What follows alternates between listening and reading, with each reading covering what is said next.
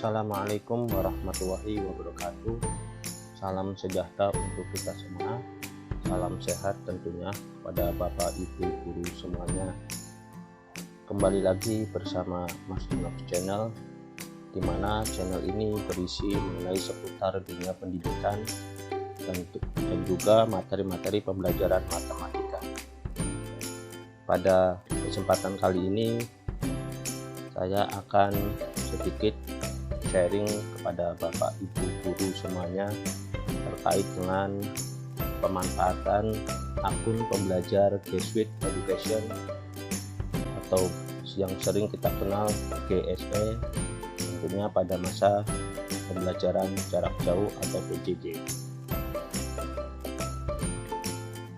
dengan menggunakan akun belajar.id ya.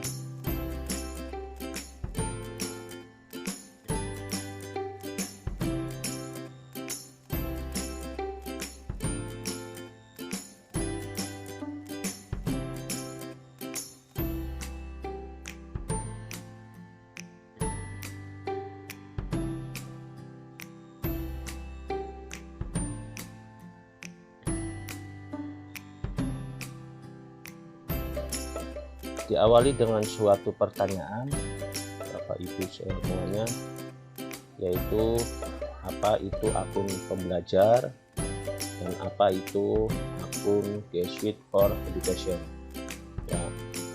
Berawal dari sini, mari kita sekilas paling tidak saya sedikit memberikan informasi dengan apa yang saya ketahui. Bapak Ibu, akun pembelajar merupakan akun elektronik yang memuat user dan password, di mana user ini dalam bentuk email dengan domain belajar.id yang diterbitkan oleh Kementerian Pendidikan dan Kebudayaan dan dapat digunakan oleh peserta didik, pendidik, dan tenaga kependidikan atau admin sebagai akun untuk mengakses layanan atau aplikasi pembelajaran berbasis elektronik, di mana akun pembelajaran ini ada 3. Yang pertama adalah akun siswa, yang kedua adalah akun guru, dan yang ketiga adalah akun admin ya. Akun admin ini biasanya adalah operator plus 1 orang kepala sekolah. Baik, ini adalah contoh akun pembelajar yang diberikan oleh Kementerian Pendidikan dan Kebudayaan dengan domain belajar.id. Yang pertama adalah akun siswa ya, akun milik siswa. Misal contohnya adalah Vira Noviantina 36@smk.belajar.id. Ini melambangkan bahwa atas nama Vira Noviantina merupakan siswa SMK. Jika siswa tersebut adalah siswa SMA, maka belakangnya adalah sma.belajar.id. Begitu juga jika siswanya SMP ataupun SD, nanti akan belakangnya adalah smp.belajar.id. Kemudian untuk akun guru, nah contoh ini adalah akun milik saya, sunarto71@guru.smk.belajar.id. Perbedaan antara akun siswa dan akun guru, untuk akun guru di depannya menggunakan kata guru.smk.belajar.id, sedangkan pada akun siswa itu di depannya tidak ada menggunakan kata siswa.smk.belajar.id, namun langsung ke sekolah ya, smk.belajar.id. Kemudian yang terakhir adalah akun admin ya. Biasanya adalah ini para tata usaha atau tenaga pendidikan ditambah plus kepala sekolah. Ini saya ambil akun milik kepala sekolah Denis Kristianto 02@admin.smk.belajar.id. Nah, inilah akun pembelajaran yang domainnya dari belajar.id yang diterbitkan oleh Kementerian Pendidikan. Lanjut, lalu apa itu G Suite for Education ya Bapak Ibu semuanya. Nah, G Suite for Education adalah sebuah produk dari Google, ya, perusahaan Google, perusahaan besar, berupa seperangkat alat produktivitas dan kolaborasi dengan sistem cloud atau sistem awan, ya, penyimpanannya melalui jaringan untuk dunia pendidikan sehingga memudahkan sistem belajar mengajar kapan saja dan di mana saja. Lalu apa manfaat dari G Suite for Education ini?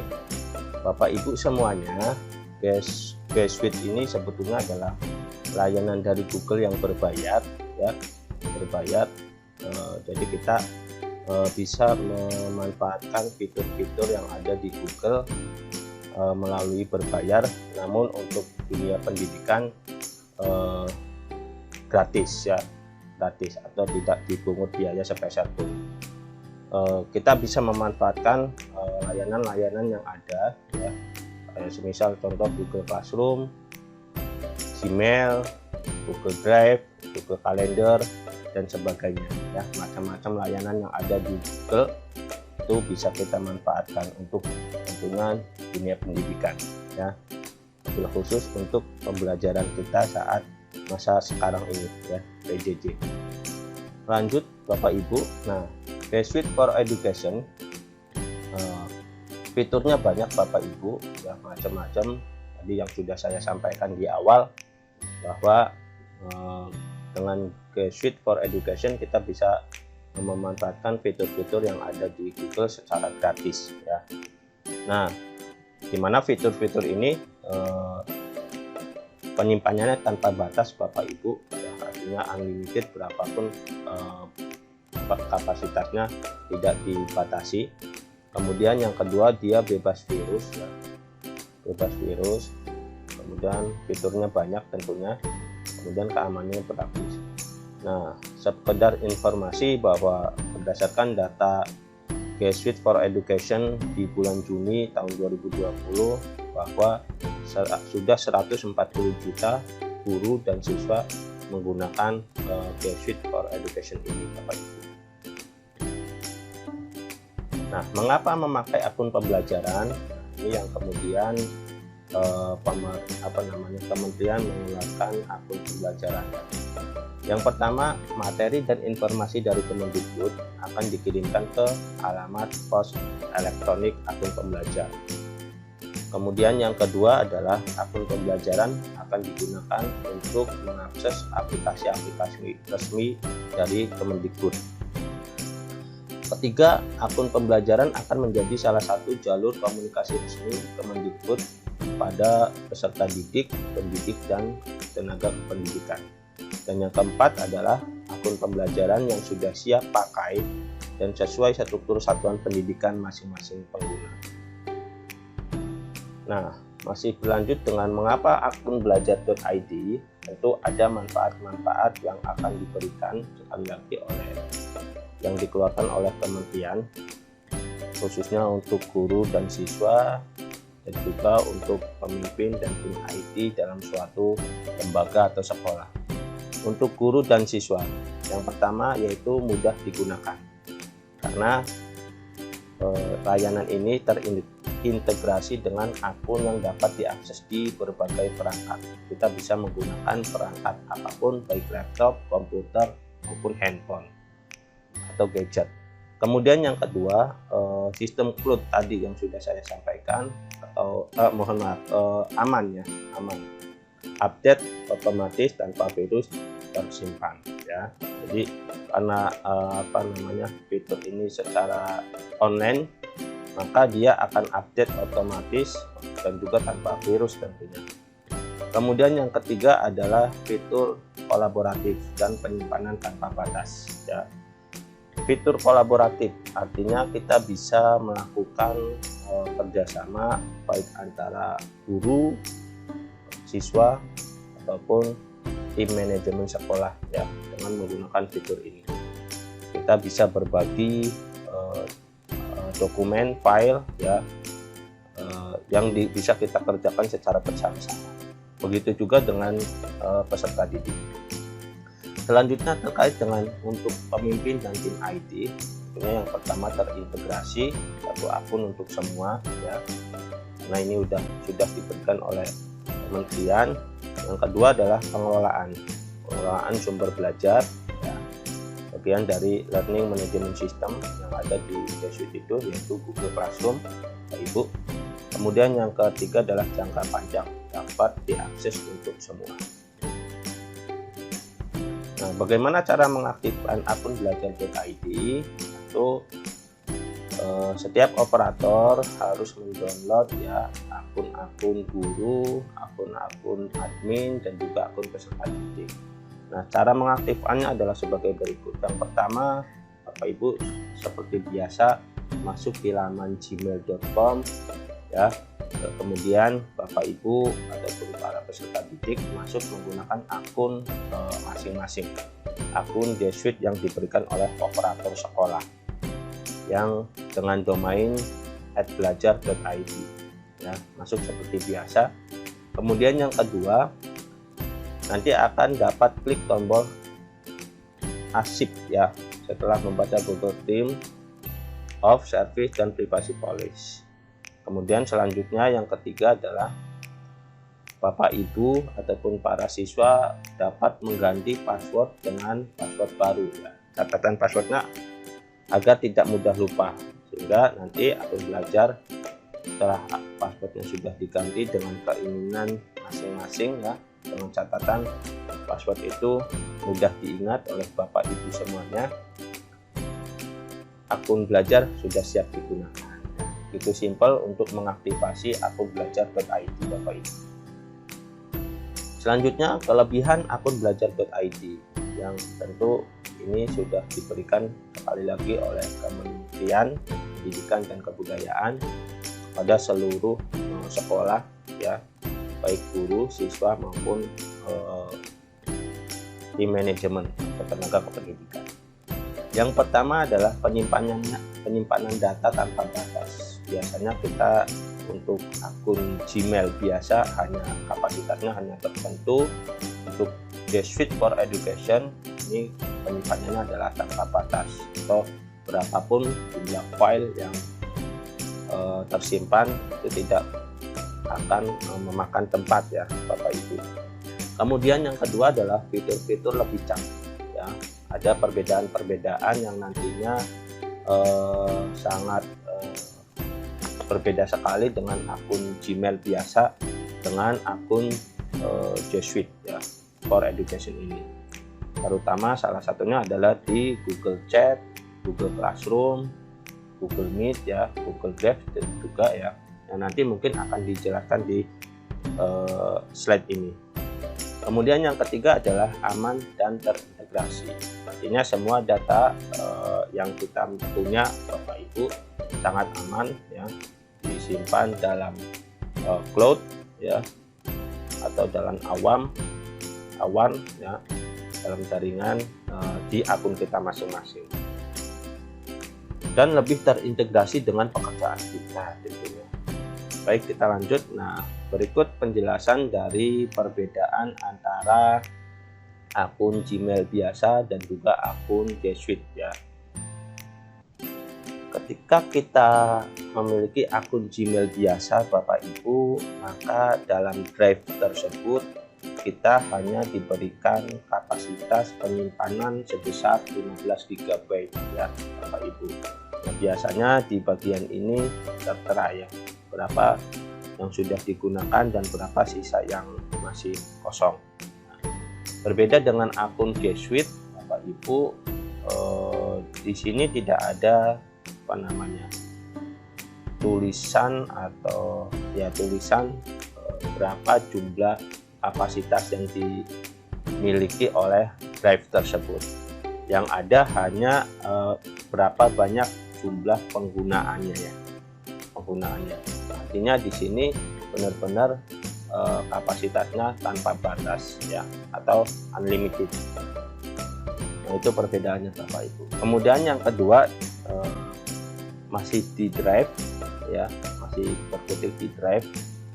Tidak ada drive bersama kalau pada akun Gmail pribadi atau Gmail biasa ya. Di sini tidak ada akun yang drive bersama atau akun kolaborasi. Nah, sedangkan pada drive yang akunnya menggunakan akun G Suite, di sini ada akun bersama Bapak Ibu.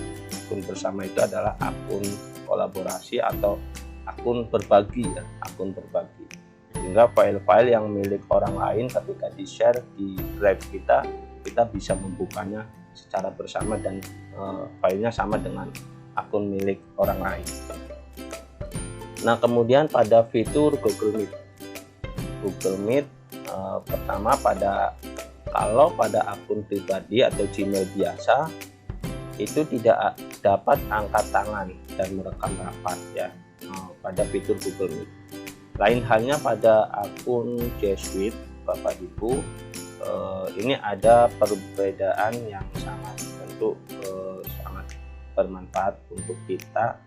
Salah satunya adalah pada akun G Suite di fitur Google Meet ini kita bisa melakukan angkat tangan jika ingin bertanya saat melakukan video virtual ya, atau raise hand ya. Kita bisa raise hand, angkat tangan untuk bertanya. Kemudian pada akun G Suite ini ketika kita melakukan Google Meet, kita bisa melakukan perekaman ya, bisa direkam hasilnya dan juga akan tersimpan melalui drive ya. Sehingga ini kita bisa buka untuk nantinya video. Kemudian video call di Google Classroom ya, video call di Google Classroom. Ini kita sudah menginjak di Google Classroom. Pada akun Gmail biasa, pada akun Google Classroom ini tidak ada link Google Meet untuk kelas ya. Artinya ketika kita akan melakukan video virtual atau melakukan pertemuan secara tatap maya, kita harus membuat agenda terlebih dahulu. Namun pada akun G Suite ya, kita dapat membuat link Google Meet itu di suatu kelas ya, dengan tidak usah kita membuat lagi. Artinya kita bisa membuat satu link untuk melakukan kegiatan tatap muka selamanya gitu ya. Jadi kalau di sini tidak ada link untuk virtualnya ya, pada akun G Suite ini nanti akan tampil akun link secara otomatis di setiap kelas ya Bapak Ibu, sehingga nanti ketika kita akan mengadakan video conference dengan siswa-siswa kita, maka kita tidak perlu repot-repot untuk membuat lagi akun video call ya, video call dengan siswa. Cukup langsung mengklik di bagian atas ini. Kemudian kapasitas Google Classroom. Nah, pada akun pribadi atau Gmail biasa maksimal 20 guru ya yang dapat kita undang dan juga 250 siswa ya, dengan tidak ada fitur undangan wali peserta didiknya ya. Pada akun G Suite itu kita bisa mengundang maksimal sama, yaitu 20 guru dalam satu kelas dan 1000 siswa. Kemudian ada tambahan lagi, yaitu kita dapat mengundang wali untuk mendapatkan laporan-laporan peserta didik kita, baik nilai-nilai, tugas-tugas dan sebagainya melalui email wali peserta didik. Nah, itulah perbedaannya. Kemudian terkait dengan penugasan di Google Classroom, pada akun pribadi itu tidak dapat import nilai Google Form ya, artinya kita tidak dapat import nilainya. Kemudian kita juga tidak dapat mode terkunci Chromebook dan tidak ada cek originalitas. Nah, berbeda dengan pada akun G Suite, kita dapat melakukan import nilai di Google Form yang nantinya dalam bentuk file spreadsheet dan kita ekspor dengan file Excel ya. Kemudian mode terkunci Chromebook ya, kita bisa mengunci Chromebooknya. Kemudian kita juga dapat mengecek originalitas pengerjaan peserta didik kita, ya Bapak Ibu. Nah, mungkin itu. Selanjutnya terakhir Bapak Ibu, tentu kita semua paham beberapa masalah-masalah atau kendala-kendala yang kita hadapi terkait pembelajaran jarak jauh ini yang kita lakukan dalam pembelajaran secara daring atau online, ya Bapak Ibu. Salah satu diantaranya adalah yang pertama, data hanya bisa diakses di perangkat tertentu. Kemudian juga yang kedua, datanya rusak atau hilang karena virus, ya, karena memang basisnya adalah basis online yang kita simpan seperti handphone ataupun laptop, ya, laptop, komputer, handphone dan sebagainya. Kemudian biasanya ketika kita banyak tugas, banyak foto, banyak file, ya, memorinya penuh, sehingga dengan ini mungkin dengan G Suite kita bisa mempermudah penyimpanan secara secara cloud, ya, secara di awan, di jaringan, ya. File-file kita bisa tersimpan di jaringan. Mungkin ini video dari saya, kurang lebihnya mohon maaf. Sekedar sharing dan informasi, mudah-mudahan bermanfaat, khususnya tentu untuk saya pribadi, dan juga mudah-mudahan ini batas informasi untuk Bapak Ibu semua. Kami ucapkan terima kasih, salam dan Assalamualaikum warahmatullahi wabarakatuh.